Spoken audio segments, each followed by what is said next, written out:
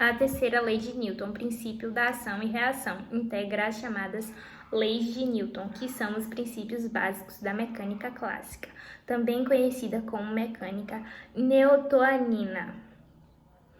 A lei foi formulada pelo físico Isaac Newton e publicada juntamente com a primeira lei de Newton, o princípio da inercia, e a segunda lei de Newton, o princípio fundamental da dinâmica, em 1687, na obra de 3 volumes, intitulada Philosophiae Naturalis Principia Mathematica.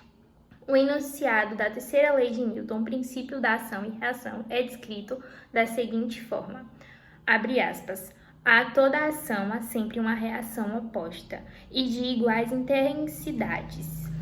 A ação mútuas de 2 corpos, um sobre o outro, são sempre iguais e dirigidas em sentidos opostos. Fecha aspas. Assim, as forças de ação e reação são forças de mesma natureza que atuam em pares e resultante entre elas não podem ser nulas, pois elas agem em corpos diferentes, ou seja, as formas de ação e reação apresentam a mesma intensidade e a mesma direção, porém o sentido é contrário. Terceira lei de Newton. A terceira lei de Newton, conhecida como a lei da ação e reação, afirma que para todas as forças de ação surgem novas forças de reação, com intensidade iguais, porém com sentidos opostos. Por meio da terceira lei de Newton, é possível perceber que todas as forças formam-se e cancelam-se aos pares. Isto é, quando um corpo A faz força sobre um corpo B. Esse corpo B resiste à aplicação dessa força por meio da reação que atua sobre o corpo A. As forças de ação e reação possuem intensidade iguais, sentidos opostos e atuam em corpos diferentes. Além disso, essas forças produzem acelerações nos corpos A e B. No entanto, se olhamos os corpos A e B como um único sistema de corpos, veremos que as forças da ação e reação cancelam-se, e é por esse motivo que dizemos que as forças de ação e reação são internas. Forças de ação e reação e seus efeitos. Considere 2 patinadores de A e B, posicionados em solo plano, não havendo quaisquer forças de atrito. Se o patinador A empurra o patinador B, ambos se afastam, uma vez que as forças de ação e reação atuam em corpos diferentes em sentidos opostos.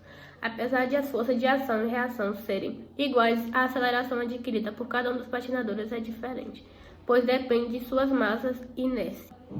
A ideia de que as forças de ação e reação têm a mesma intensidade pode ser um pouco intuitiva. Para tentar entender isso melhor, imagine uma situação em que o caminhão em movimento atinge uma pequena pluma. A força que o caminhão faz sobre a pluma é igual à força que a pluma faz sobre o caminhão. Contudo, a aceleração produzida sobre o caminhão é muito pequena, em razão de sua grande inércia. É por isso que o efeito das forças de reação é muito mais expressivo em corpos de menor massa.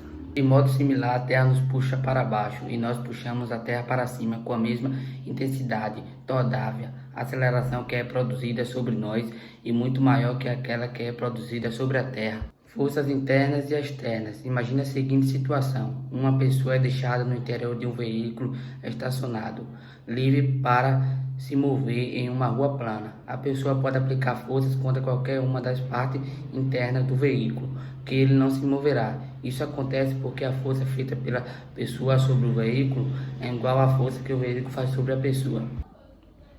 Essa análise pode ser aplicada a toda matéria que se encontra em estado sólido, por exemplo, em uma barra metálica. As forças de atração entre os átomos aceleram-se pares, de modo que seu formato permaneça sempre o mesmo. Não há motivos para que, em algum momento, essas forças deixem de se cancelar mutuamente.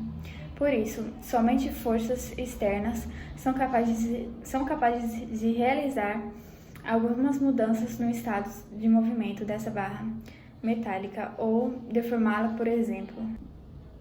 Fórmula da terceira lei de Newton. Para expressarmos matematicamente a terceira lei de Newton, dizemos que a força do corpo A faz sobre um corpo B é igual à intensidade da força do corpo B faz sobre o corpo A. No entanto, como as duas forças atuam na mesma direção, mas em sentido opostos, os seus sinais são diferentes. Bom, essa figura aqui mostra uma situação na qual um corpo aplica uma força sobre o outro corpo. E dá para perceber que as forças de ação e reação atuam em corpos diferentes e em sentidos opostos. Quando um corpo empurra uma parede, exerce uma força sobre ela.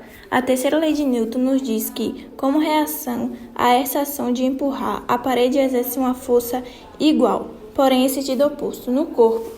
Isso significa que o corpo sentirá uma força de reação contrária à força que ele está exercendo na parede. Essa força de reação pode ser sentida como uma resistência ou contração muscular no corpo que está empurrando. A parede, por sua vez, não se move devido à força de reação exercida sobre ela. Essa interação entre o corpo e a parede é um exemplo claro da terceira lei de Newton, onde a força de empurrar o corpo é igual ou oposta à força da reação da parede. Essa experiência mostra claramente como as forças estão sempre em pares, com a ação e a reação, sendo iguais em magnitude e opostas em direção, como prova a terceira lei de Newton. É um exemplo simples, mas eficaz para entender e ilustrar essa importância da lei da física. A experiência do fósforo pode ilustrar essa lei de Newton de forma simples e eficaz. Ao acender um fósforo, podemos observar claramente a aplicação da terceira lei de Newton. Quando o fósforo é riscado, a energia é liberada na forma de calor e luz, resultando no combustível do fósforo. A experiência da vela é outra ótima forma de ilustrar a terceira lei de Newton. Ao acender uma vela, podemos observar a aplicação dessa lei de maneira clara. Quando a chama da vela está acesa, há a queima do pavio, que por sua vez aquece o ar ao redor da chama. O ar quente, por ser menos denso, sabe em contrapartida o ar mais frio do ambiente circundante desce, resultando em um movimento de convecção. Este movimento de ar é uma reação à ação da chama da vela, de acordo com a terceira lei de Newton. Além disso, quando a vela está acesa, há a liberação de gases e partículas que se movem para cima, gerando uma corrente de ar ascendente. Esta é a outra manifestação da terceira lei de Newton. A ação da libertação de gases e partículas pela chama resulta na reação de um fluxo de ar ascendente. Essa experiência com a vela demonstra claramente como as forças sempre ocorrem em pares, com uma ação e uma reação da mesma magnitude, porém em direções opostas. É um exemplo prático que nos ajuda a entender e visualizar a terceira lei de Newton em ação. Now the world